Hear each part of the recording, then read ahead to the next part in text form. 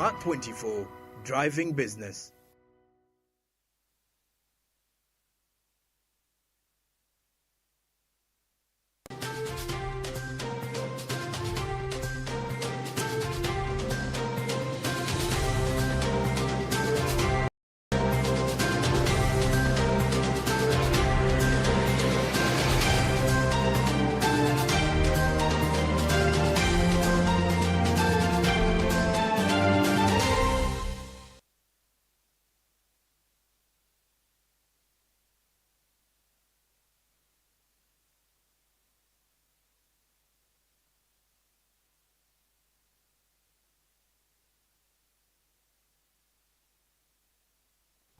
Lunaku lwa bbalaza ennaku z'omwezi ya 30 tuli mu mwezi gw'omwenda omwaka 2024. Tukwaniriza mu mawulire gaffe agafa mu by'obusuubuzi ku lutimbe gagadde olwa Smart 24 TV. Tukubuuzako yenna gy'osinzira okubanga otulaba okuva mu budde obw'okumakya n'okutuusa akadde kano era ne tukwebaza gyonna gy'otuusizzaako engalo. Nze Rosette Nansamba ne munnange Winnie Buyinza Nakawuki w'obubonero nga tugenda kutambula ffenna nga tukutuusaako amawulire agafa mu by'obusuubuzi. Tulina emitwe emikulu katusooke tugirabe n'oluvannyuma tukomewo tugakuwe mu bujjuvu. Agafa mu by'obusuubuzi olwaleero ekitongole kya UNEB kifulumizza enteekateeka egenda okugobererwa mu bigezo eby'akamalirizo. Poliisi erabudde ababoodaabooda batalina bisaanyizo yakuddamu okukola ebikwekweto ssabbiiti ejja. So nga n'ekitongole ky'obwannakyewa ekya Sept kiwagidde gavumenti eyongere ensimbi mu kutumbula ekirime ky'emmwanyi nga bawandiisa n'abalimi.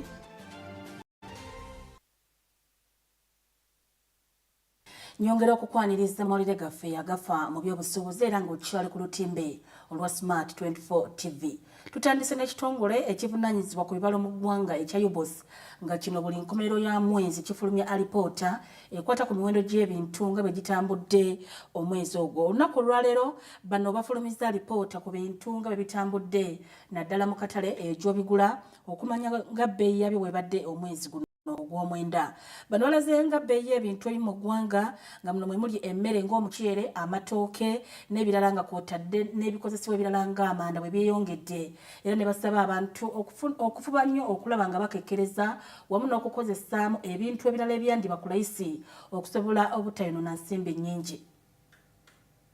Ku buli nkomerero y'omwezi ekitongole ekivunaanyizibwa ku bibalo mu ggwanga ekya UBOS kifulumya alipoota erambika emiwendo gy'ebintu nga bwe bibadde. Bukyanga mwaka guno gutandika ebbeeyi y'ebintu egenda ekkakkana bw'ogeraageranya n'omwaka oguwedde bwe gwatambula.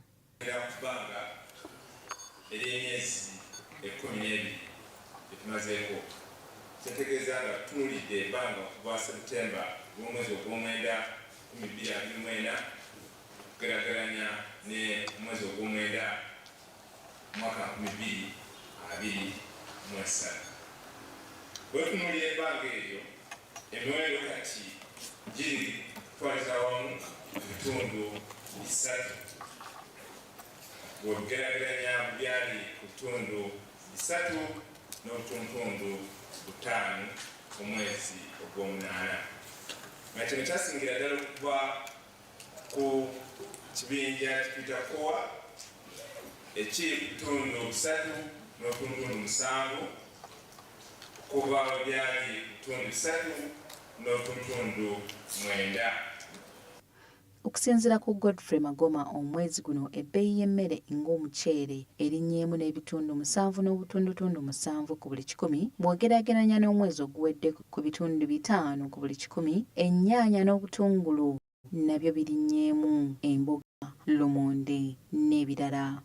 Kyasigala okuleeta enkyukakyuka emmere ey'omuceere eyatuuse ebitundu 7 n'obutundutundu 7 kuba beetuuse n'ebitundu 5 omwezi ogwaggwa awamu n'ebikozesebwa mu kulongoosa waka vegetable tannets nga zo zaatuuse ziri ku bitundu 3 n'akatundu kamu kuba byali bitundu 8 n'obutundu 3.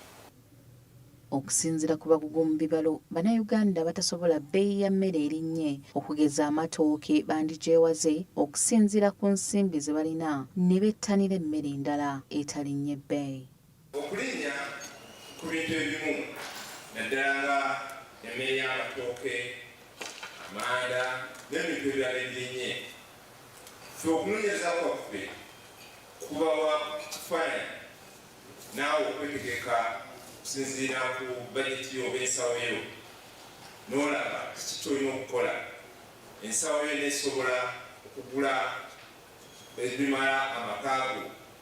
Bw'oba tozisobola sente zo tezimala kusinziira ku kutegekayo bajeti yo gye wakola, then obundi okukola enkyukakyuka mu ntegekayo. Emmere erinnye n'ogikendeezaako ate nodda ku mmere eseseemu ku bbeeyi n'osobola okuba nti osobola okuyimirizaawo mu makaago obulungi. So it's either you increase your income or give up on some things. So if one area has higher prices, then it's good you look out for property maybe than area whose inflation is quite low. Or if you insist on buying property in that area with higher prices, then you need to increase your income. So it's about understanding the dynamics and Omuwendo gw'amanda gwo gwongera kulinnya ng'omwezi guno guli ku bitundu 13.7 ku buli 100 bw'ogeraageranya n'omwezi oguwedde ku bitundu 6.9 ku buli 100 era nga bano bateebereza nti ekiragiro kya pulezidenti eky'okuwera okuwokya amanda kyandiba nga kyaleetera amanda okendera ku katale nga n'olwekyo ebbeeyi yaago buli lukya eyongera kulinnya. Oba abakozesa batugula ebintu by'okozesa mu maka. Kati tubeera akatale, ekiri ku katale tutambula nakyo. Ebifuniro nga bwe biri, kuba tukagula amanda gano tugajjamu tugagula ne tulaba ne tukwatuka. Naye nga mubumpipi kituufu nti restriction oba amateeka agateekebwawo naddala kukangira okuleeta amanda mu bungi kirabika nga tukozesezza kubanga amanda kati gajja matono kireetedde emiwendo gino okuleeta.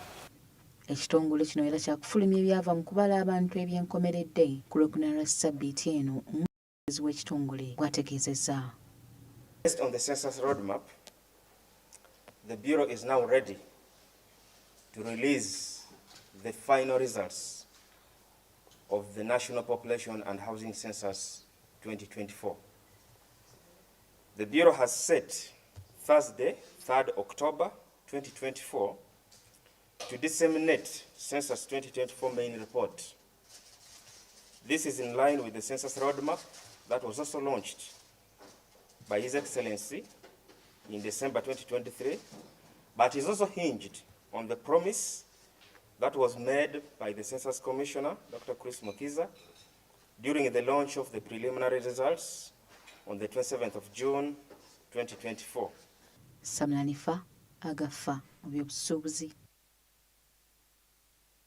Nnyo Samla Hanifa bwe tweyongerayo kyo ekitongole ekivunaanyizibwa ku bigezo mu ggwanga ekya UNEP olwaleero kifulumizza enteekateeka egenda okugobererwa abayizi nga bakola ebigezo byabwe ebyakamalirizo. Ekitongole kiraze ng'omwaka guno bwe kigenda okutuuza ebigezo bya mirundi 4 era nga gwe mwaka ogugenda okusooka ekitongole okutuuza abayizi abasini ey'okuna nga bakola ensoma empya oba giyite curriculum empya. Daniel Donga yakulira ekitongole ekya UNEP alabudde abantu bonna abatambuza kayise akatwa okuyita ku mitimbagano egy'enjawulo eri abayizi era n'ategeeza nga bano bwe bagenda okubakwata era nga ab'ebyokwerinda baakubakolako. Katubirabe. Ku bayizi akakadde kamu 324 nga bano be bagenda okuwandiika ebigezo byabwe byakamaliriza omwaka guno. Abayizi 7,963, bayizi ab'ekibiina ekyomusanvu, abayizi 37,962, bayizi abasiniya ey'okuna nga muno mwe muli abagenda okukola ebigezo byabwe nga basinziira ku nsoma enkadde saako n'abo abasomye ensoma empya so nga abayizi 14,217 basiniya ey'omukaaga. Okusinziira ku nteekateeka efulumiziddwa ekitongole ekya UNEB nga yegenda okugobererwa mu kuwandiika ebigezo bino, abasiniya ey'okuna abasomye ensoma empya baakutandikanga ennaku z'omwezi 11 omwezi ogw'Ekkumi bamalirizenga ennaku z'omwezi 8 omwezi ogwa Novemba. Abasiniya ey'okuna abasomye ensoma enkadde nabo baakutandikanga ennaku z'omwezi 11 omwezi ogw'Ekkumi olwo bamalirizenga ennaku z'omwezi 15 omwezi ogw'Ekkumi. Ab'ekibiina ekyomusanvu baakutandikanga ennaku z'omwezi 4 omwezi ogw'Ekkumi olwo era bamalirizenga ennaku z'omwezi 7 omwezi ogw'Ekkumi so nga bo abasiniya ey'omukaaga bakutandikanga ennaku z'omwezi 8 omwezi ogw'Ekkumi okutuuka nga 6 omwezi ogw'Ekkumi. It is embracing security and holistic assessment of learners in a dynamic environment. What this means is that we call upon all stakeholders so nga baba siniya ey'omukaaga bakutandika ng'ennaku z'omwezi 8 omwezi ogw'Okutuuka nga 6 omwezi ogw'Okuminebiri. That is embracing security and holistic assessment of learners in a dynamic environment. What this means is that we call upon all stakeholders to seriously consider maintaining the security of our examinations so that all candidates throughout the country will take these examinations under more or less the same conditions. Omwaka guno ekitongole ekya UNEB kyakutuuza ebigezo bya mirundi 4 era nga guno gwe mwaka ogugenda okusooka ekitongole ekya UNEB okutuuza ebigezo bya siniya ey'okuna mu nsoma empya oba kiyite new curriculum.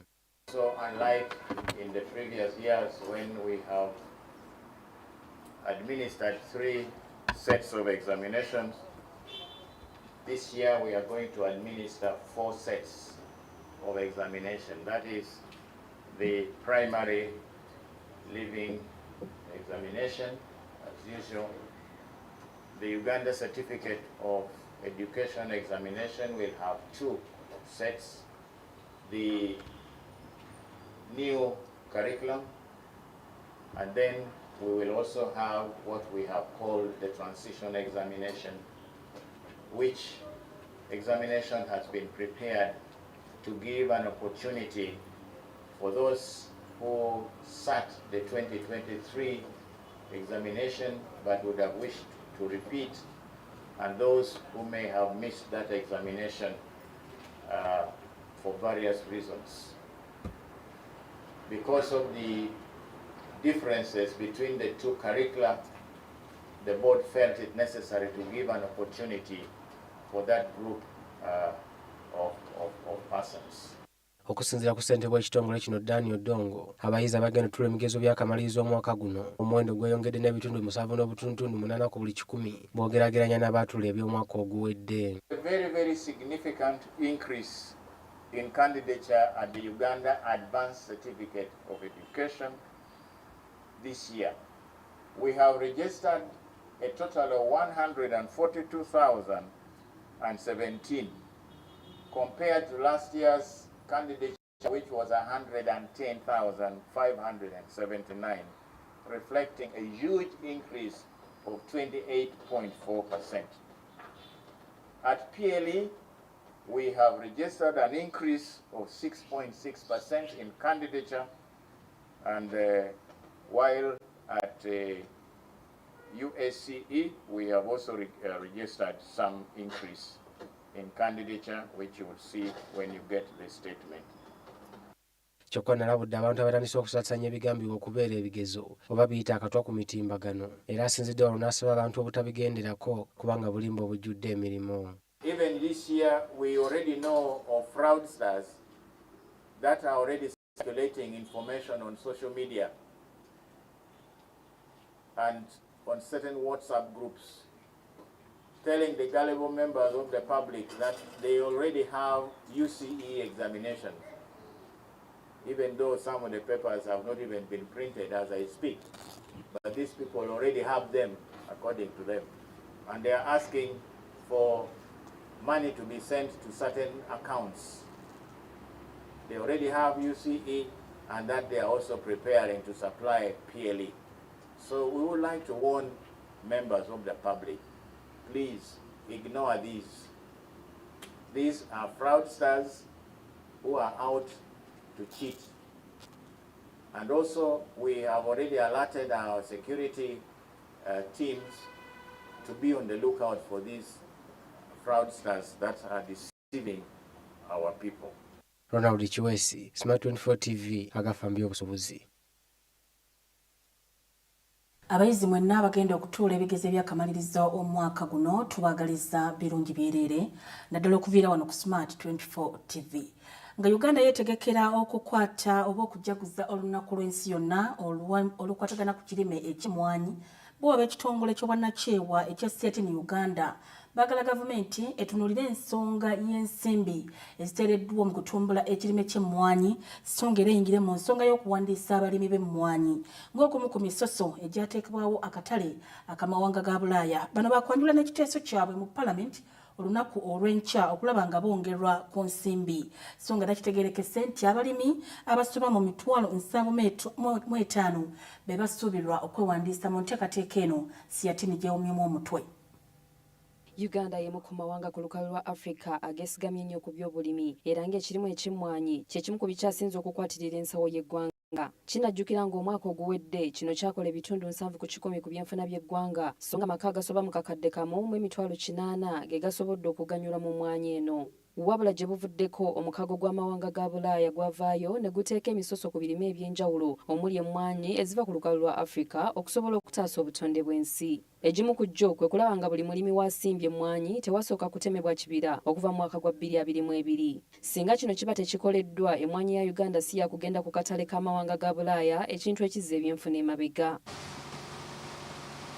Olunaku olwaleero ekitongole kya nnakyewa kya Sept Uganda ababaka abatula ku kakiiko k'ebyobulimi wamu n'ekibiina ekitwala ekirime ky'emmwanyi mu ggwanga ekya Uganda Coffee Development Authority basisinkanye okutema empenda ku ki ekirina okukolebwa nga nsalessale wa European Union tannatuuka. Facing out the coffee sector in particular and our agriculture sector in general is not about the regulations.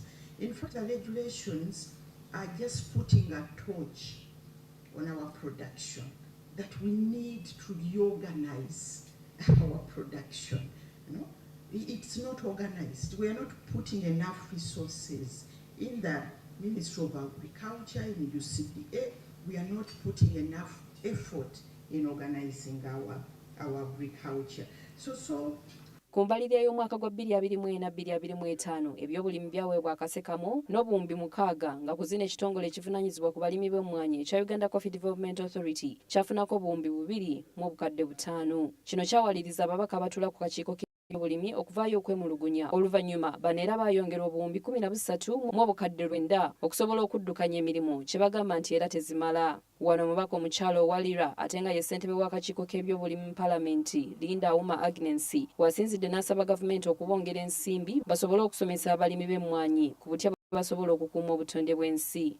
Running budget and the Ministry of Agriculture 2.5 billion was put, yet no, at first 2.5 billion was put by the ministry. Yet UCDA wanted 70 billion.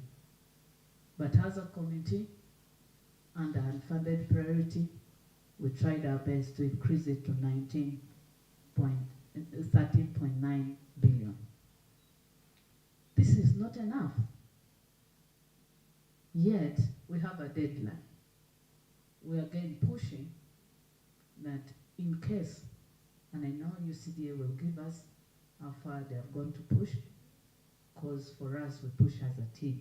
We wait for where we can come in. But Robert Nangasa okuva mu kitongole ky'emmwanyi ekya Uganda Coffee Development Authority naye asinzidde wano n'ategeeza nti abalimi kati abasoba 75,000 be bagenda okuba nga bawandiisibwa wabula ensimbi tezibamala. Will mean you risk or heighten the risk of poverty. What you are about to see, if we don't comply, you will now see non-compliant EUDR coffee and compliant EUDR coffee. And you know what the traders do. So this one might come attract a smaller price, this one attracts a higher price. Because traditionally we know all traceable coffees attract premiums, as the Honorable Agnes mentioned. So there is that risk. The solution is to ensure that we comply. Otherwise, some people will be disadvantaged, especially the smallholders. Already the traders in this house or out there will tell you that they have received signals of forward contracts not being signed. Partially, the good prices you are seeing here today is because of that those dynamics already. EUDR, people wanted to buy very quickly and stock the other side, but quality coffee.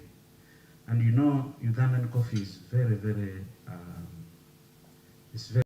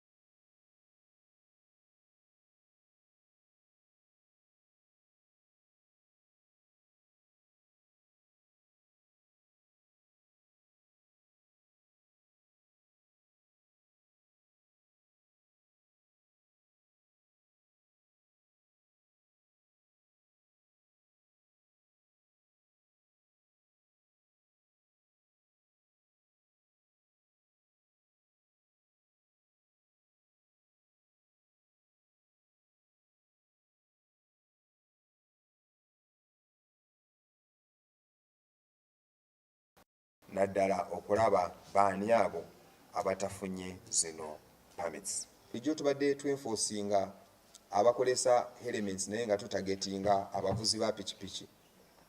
Kati eteeka lyakyusibwamuko ate kati lyogera ne ku basaabaze. Kati w'omanyi nti otambulira ku piki ate nga toyina element, naamwe mujja kubanga ate mukwatibwa. So tubasaba mulina okubanga mutandika nga tetunabakwata. Kananula asinzidde wano n'asaba abagoba ba bodaboda bonna ssaako n'abavuga pikipiki okukozesa ebbanga lino eribaweereddwa ssabbiiti emu bagende beewandiise bafune pamiti zaabwe beewala okukwatibwa. Mu ngeri emu anategeeza nga bagenda okwongera okukwata bbaasi ez'enjawulo ku makubo wamu n'emmotoka ezisaabaza abantu kugenda mu ngendo empanvu naddala aba bamenya amateeka g'okungulira ekiviirako obubenje nga kino kidiridde ddereeva wa bbaasi eya Gold Star okusumagira ng'avuga bbaasi eno kyokka nga yabaddemu abayizi ekyagiviiriddeko okukola akabenje emitundu eby'ekalungu. Badde nga bava e Kasese mu study trip era ono omugoba w'eno bbaasi bwe yatuuse ku kifo ekyo eky'ekabalungi n'asimagira kwe kuva ku luguudo ate bbaasi n'egwa awo mu nnimiro ng'oliraanye oluguudo era akabenje kano ne kakosa abaana 25 era bano bonna ne baddukiddwa mu ddwaliro ery'ekitovu. Monday nja kubanga nfuna details ku kyebyo ebyakyusibwa era mbibaleetere. Ekyokulabirako nti ku speed bulijjo twabadde ne minimum speed nga eri 50 km/h naddala mu bifo ebiri bize, naye kati tujja kulaba nti ebifo ebimu speed eno ekendedde up to 30 km/h. Ebikwekweto nga bino bize ebirangirwa poliisi y'oku nguudo era nga bikolebwa ne wabaawo abakwatibwa nga gye buvuddeko ne bbaasi za Jaguar zaggalwa minisitule y'ebyentambula wabula nga bo obubenje n'okutuusa kati tebuggwangawo. Ronald Kiwesi, Smart 24 TV, AGAFA MUBYOBUSUBUZI.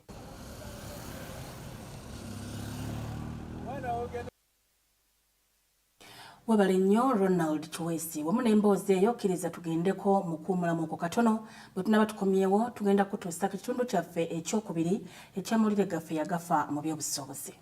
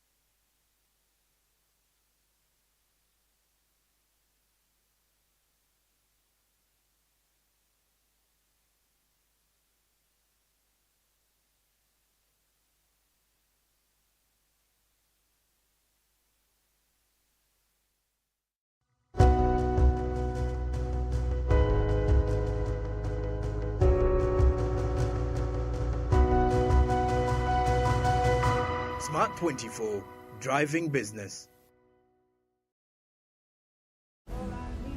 3 inspired souls brought together by love are set on a life-changing journey. This is your life, Mackenzie. This is no longer a dream. It's just something about Mackenzie. I'll never marry you. Your position does not allow you to break work relationship rules. Where choices change everything. Crossroads, weekdays at 8 p.m. on Pal Magic Prime. DSTV channel 148, GoTV channel 303.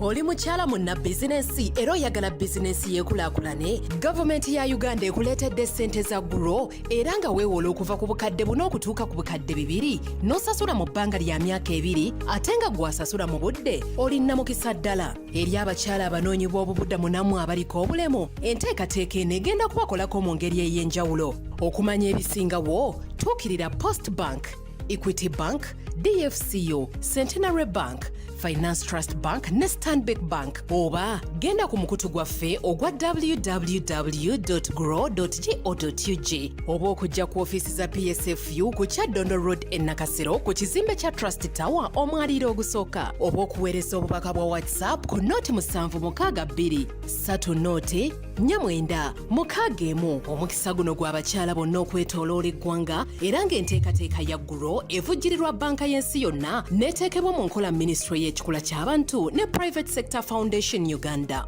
GROW, generating growth opportunities and productivity for women enterprises. Yellow, this is MTN. We are currently in Nakaloke, Mbale District, Bilari, Nursery and Primary School. We are here to award a winner, and our winner happens to be Mubaraka Hadija. Naine mukwano gwange ne mugamba konti aba MTN bankubidde esimu ne bangamba ntasudde school fees era ndi muwanguzi. Nadamu nangamba nti aba bafere. Nze ne mugamba nti naye wabanga bafere bangambe bagenda kujja school fees wange bamuleete. Kandi ndo olunaku olwo banaaba baleeta school fees awo ndyoke nzikirize nti si bafere.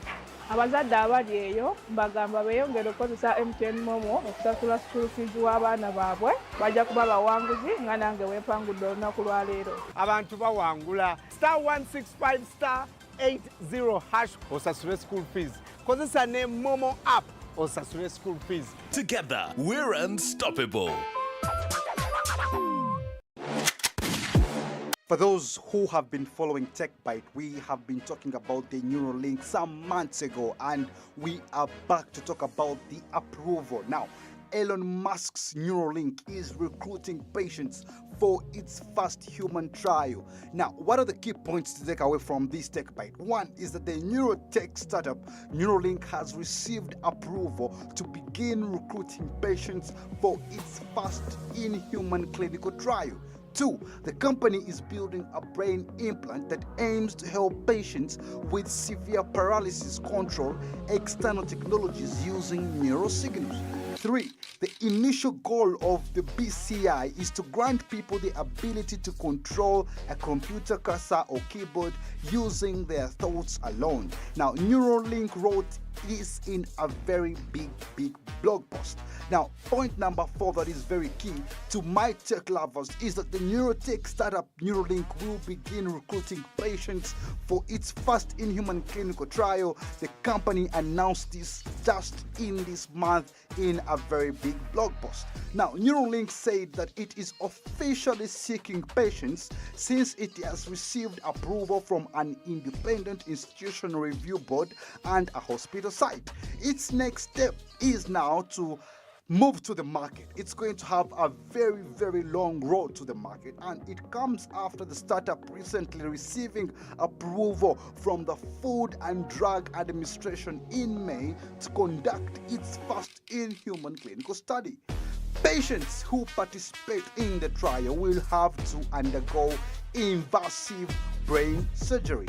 Neuralink is building a brain implant that aims to help people with severe paralysis control with external technologies using only neural signals. Now, what does this mean to patients who are receiving this invasive brain surgery?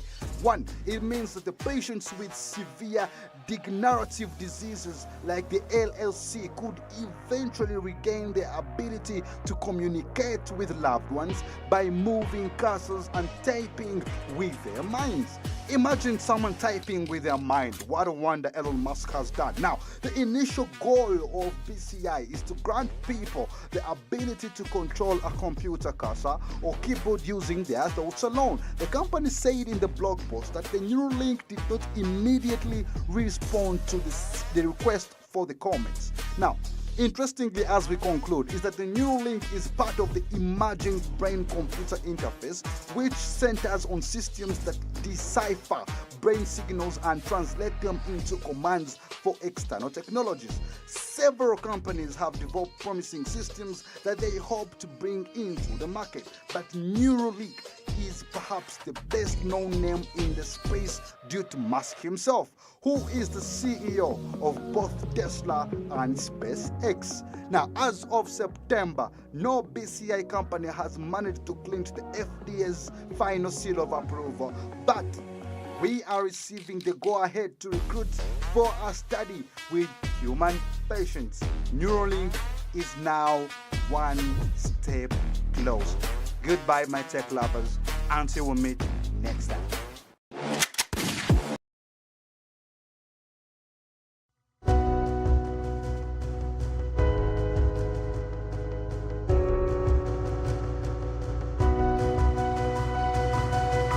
Smart 24, driving business.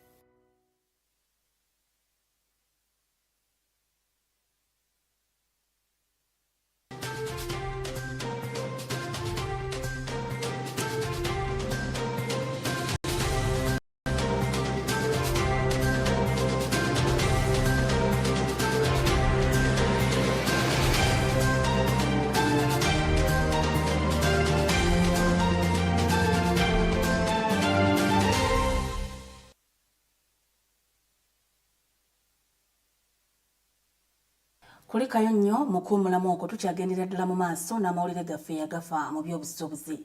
Akadde kano katulabe ekitongole ekikuuma ebisolo by'omu nsiko ekya Uganda Wildlife Authority ng'olunaku lwali kitandise kaweefube okuwagazisa bannayuganda ebisolo by'omu nsiko era wamu n'okutumbula ebyobulambuzi mu ggwanga lino erya Uganda. Bano batongoza ennaku 2 mu mwezi ogwa Okitoba buli munnayuganda wagenda okubanga akyalako mu makuumiro g'ebisolo ku bwereere okusobola okwerolera ku bintu bino naddala ebyo biri mu nsiko n'okubagazisa wamu n'okutumbula ebyobulambuzi. Okusinziira kwa lipoota okuva mu kitongole ky'ebibalo mu ggwanga ekya Uganda Bureau of Statistics ey'omwaka oguwedde yalaga ng'ebyobulambuzi bwe bikola ebitundu 3.64 ku byenfuna by'eggwanga. Bino biwa abantu emirimu ng'abasoba mu kakadde kamu mu emitwalo 80 be babifunyeemu. Okusobola okwongera okutumbula ebyobulambuzi, kino kye kiviiriddeko ekitongole ekikuuma ebisolo by'omu nsiko mu ggwanga ekya Uganda Wildlife Authority okuvaayo okuteekawo ennaku ez'okulambula ebisolo bino wamu n'okubinyumirwa. Vanis Mirembe ono nga mukuumi wa bisolo agamba nti bannayuganda bagenda kufuna omukisa okuyingira amakuumiro g'ebisolo ag'enjawulo. N'ezo ensolo ze zibaliira emmere, zinywa amazzi, babeera nazo.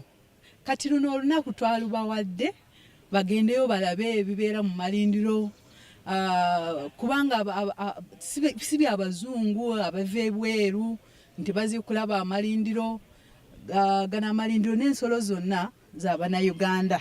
Kati tutandika luno olunaku okulaba nti Abannayuganda balwenyumirizaamu bagenda mu paakisi ne banyumirwa ne balaba ebiriyo. Abamu baba balowooza nti zino parks zi very expensive oba za bbeeyi nnyo, naye si kyekyo. Twagala balabe nti si ssente nnyingi, balabe n'ebiriyo, balabe amalooja galiyo. Ono ayongedde n'ategeeza nti abeetoolodde ebitundu abakuumirwa ebisolo bazze bafuna okusoomoozebwa olw'okwonoonebwa kw'ebintu byabwe, wabula nga kati gavumenti yatandise kaweefube w'okulaba nga bano baliyirirwa. Tugezezaako ng'ekitongole oba nga gavumenti okuliyirira abantu bw'ofiirwa omuntu oba n'ofiirwa ennimiro yo, tugezezaako ng'ekitongole okusasula. Olumu abantu babadde beemulugunyamu nti bitwala obudde. Ekyo kyo kituufu nti bitwala obudde kubanga tugoberera amateeka. toyinza okuferwa ennimiro yo ne tukusasulirawo nedda. Tusobola ne tugonjoolamu engeri ki gye waafiiriddwamu ebintu byo ne tumanya byenkana ki oba olina obujulizi kubanga olumu ente zigenda mu ndimiro ne zigirya gwe n'olowooza nti n'ojja n'oripootinga nti buffaloes oba enjovu ze zaalidde ki ennimiro yo. Ye muheereza Kyamutetera kitunzi w'ekitongole kino agamba nti baluubiridde okwongera ku byenfuna by'eggwanga okuyita mu kwagazisa abantu ensi yaabwe. MUA is not only investing in creating awareness, they are taking it a notch higher by doing what we call in marketing, it's called sampling. In Uganda and we call jaribu okoloza. So those of you who have eaten grasshoppers, you first give me 3 OG nuts, and then once you like it, you make a decision on whether to consume and consume more, and from consuming and consuming more, you get to share it with the rest of the world, and that's how we grow the numbers. So I'm very excited at this initiative, of course, for very many reasons. One, it helps to grow in general the destination, but also awareness of the particular facilities, and I hope many of us can get there. Amakumiro g'ebisolo agatunuuliddwa mulimu Lake Mburo, Kidepo Valley, Maxon Falls, Queen Elizabeth, wamu ne Piani Opey. Naomi Namsoke.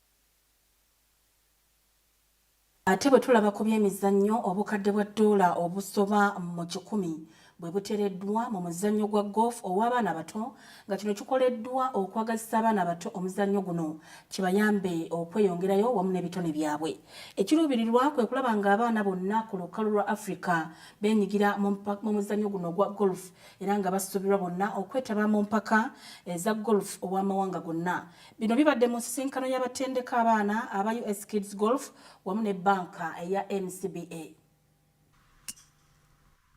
There is the investment, which is over 100 million for the 18 events. But most importantly is the return. The return is, in our view, is what do we get from the juniors? And the fact that we are able to enable the kids to actually compete on the international framework or international games. NCBA fe tusazeewo nti etuwa zino ze babadde nga bakola tubadde nga tukoleemu mu Apple naye kati ne tusalawo nti nedda ssente zonna ze twaliteeka mu Apple tuzikwate tuzigabanyeemu zisobole okumala tours 18 mu mwaka. So kye tuliko olwaleero kye twagadde okubuulira abantu bonna. The quality of players, and I knew that we had those players locally as well. And, through that, coming back to the team and working with NCBA, through their support over the past year, it was just the obvious choice. Tour has opened Uganda and our Ugandan juniors to the international space. Before, there was no way our juniors could compete internationally. Right now, I believe most of the participants here have so many invitations, international invitations in their inboxes.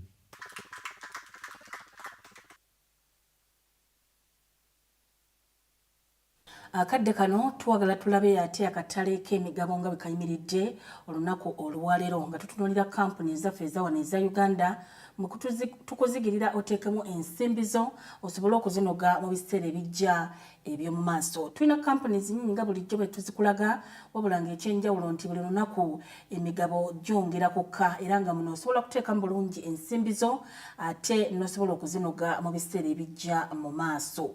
Ebintu bino tebibeera bya bagagga bokka wabula naawe osobola okuteekayo mpolampola n'osobola okunoga ensimbi ate mu biseera ebijja. Tandisa ne Airtel nga bano Airtel emigabe gyabwe gisse ne Centemu nga bali ku nnusu 68 so nga te Centum Investments bali ku nnusu 257 n'obuguwamu 58 so nga te Bank of Baroda bambuseko ne Centemu bali ku nnusu 21. DFCU abo bo baluwawo okukyuka bali ku nnusu 225. Ate British American Tobacco bali ku mutwalo gumu n'ekitundu. East African Breweries Limited nabo tebakyuse bali ku 4,421 n'obuguwamu 79. Equity Bank basseeko katono ne ssente emu n'obugwamu 43 nga bali ku nnusu 10 mu 243 n'obugwamu 54. Jubilee Holdings Limited bali ku nnusu 14,900 mu 22 n'obugwamu 64. Abo nno nabo tebakyuse. Bwe tweyongera ne bannaffe abalala tulina Kenya Airways nabo tewali nkyukakyuka bali ku nnusu 19 mu 61 so nga ate KCB bali ku nnusu 15 n'obugwamu 99 tebakyuse. MTN Uganda bambuseko katono bali ku nnusu 19 n'obugwamu 17. National Insurance Corporation nabo tebakyuse bali ku ssente 5 n'obugwamu 5. Bwe batyo abo nabo bwe bali.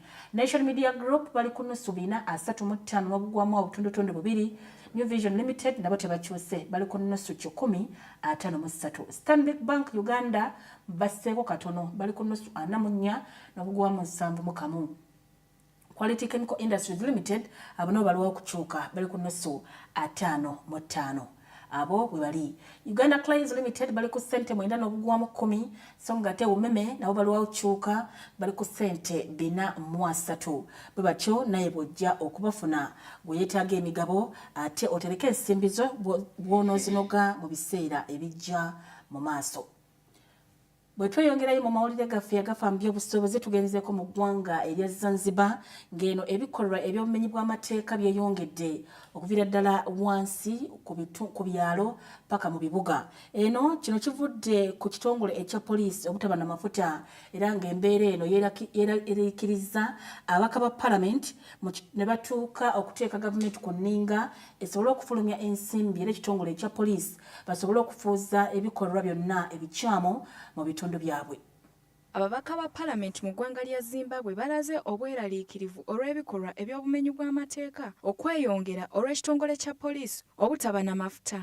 Kino kiddiridde ekitongole kya poliisi okumala ebbanga nga tebannafuna nsimbi z'amafuta. Embeera eno yawalirizza Honorable Amaira Abdallah, omubaka wa constituency ya Mwanakwereka, okuvaayo okuteeka akazito ku gavumenti efulumye ensimbi eri poliisi kibayambeko okwongera okulwanisa obumenyi bw'amateeka. Wabula okwawukanako ku nsonga eno, Ali Sulaimani Amayila minisita omubeezi w'ensonga za State House agumizza ababaka n'alaga ng'ensonga y'amafuta bwekolebwako abakulu mu buyinza era nga waliwo enkyukakyuka ezikoleddwa okulaba nga bafulumya ensimbi eri poliisi okusobola okulwanisa obumenyi bw'amateeka okutandikira ddala ku muntu asookerwako. Mu ngeri y'emu alaze ng'enkolagana ennungi wakati wa poliisi n'abantu ba bulijjo y'engeri yokka ey'okulwanisaamu ebikolwa ebikyamu mu bantu era nga gavumenti tesobola kukola yokka watali bantu. Era ayongedde okukikkaatiriza nga gavumenti bw'ekola ekisoboka okuyamba poliisi okukola obulungi emirimu gyayo okukuuma bannansi nga bayita mu kubawa amafuta mu budde. Embeera bwetyo bweri mu ggwanga erya Zanzibar poliisi terina mafuta. Akadde kano twagala tukulage ate akatale bwe kayimiridde naddala akatale gy'ogula ebintu by'okozesa ewaka wamu ne mu bulamu obwa bulijjo.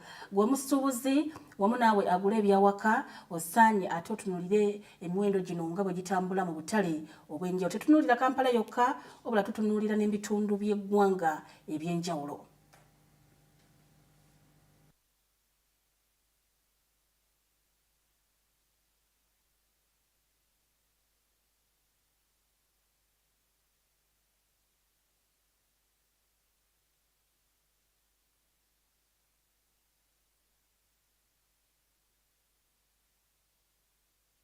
Nkojjukiza bulijjo nti teweeyibaala okusanga ng'emiwendo gye gikyuse olw'engeri omusuubuzi gy'aleseemu ebintu ebyo sinakindi n'engeri gy'omukuttemu gwagenze okugula. Tetugenda kubanga tusukkawo wano n'amawulire gaffe yagafa mu by'obusuubuzi.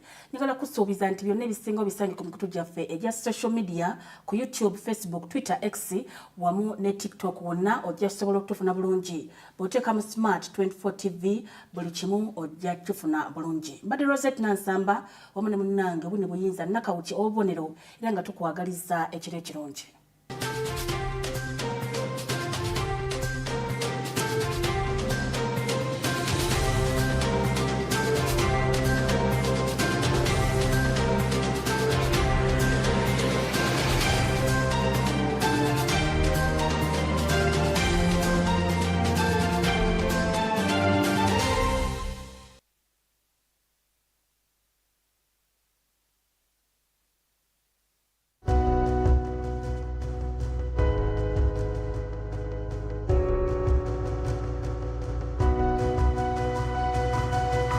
Smart 24, driving business.